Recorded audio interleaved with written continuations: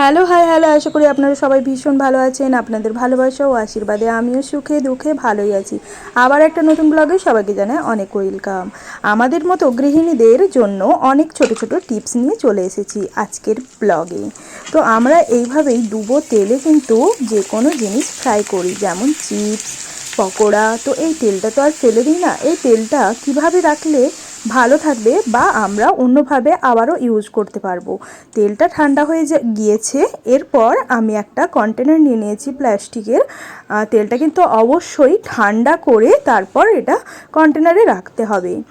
আর এখানে আমি একটা ছাঁকনির উপরে টিস্যু পেপার দিয়ে দিয়েছি। তাহলে কি হবে, পকোড়া বা চিপসের যে ছোট ছোট টুকরোগুলো থাকে সেগুলো ভালো করে ছেঁকে যাবে এবং তেলটাও কিন্তু ভালোভাবে পিউরিফাইড হয়ে থাকবে। আর এই তেলটা বেশ কিছুদিন ভালো থাকবে এবং ইউজ করতে পারবেন ভালো মতো করে।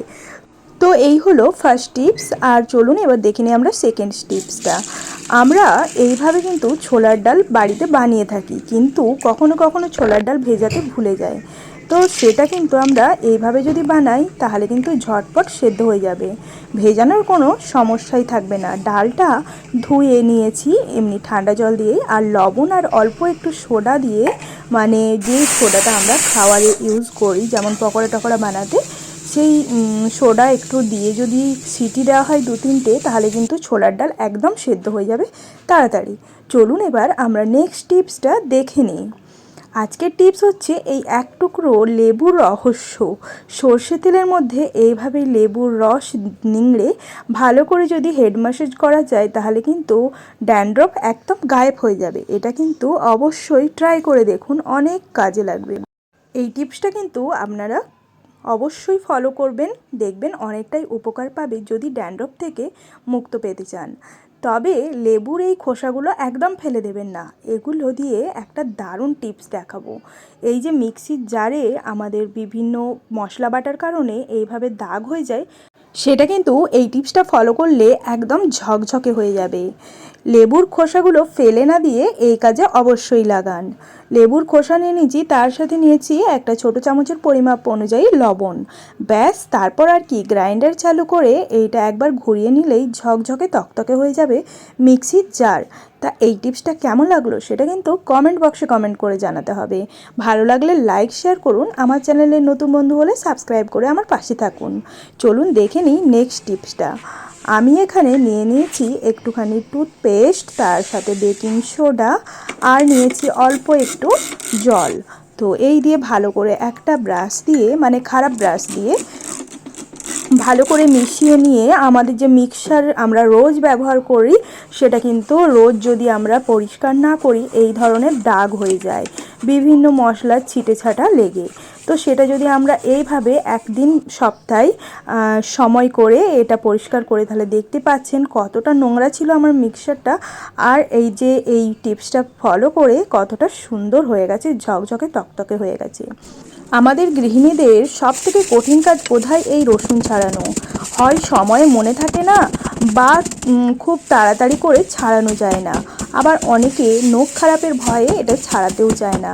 তো এইভাবে যদি আমরা এইভাবে একটা প্লাস্টিকের মধ্যে অনেকগুলো রসুন নিয়ে কোনো একটা ভারী শক্ত জিনিস দিয়ে যদি এইভাবে কিছুক্ষণ এটার ওপরে মানে যদি মারা হয়, তাহলে কিন্তু এই রসুনের কোয়াগুলো আপনা হতেই খুব ভালোভাবে ছেড়ে যাবে। আর খুব তাড়াতাড়ি কিন্তু রসুনের কোয়াগুলো আপনারা রেডি করে নিতে পারবেন মশলা বাটার জন্য।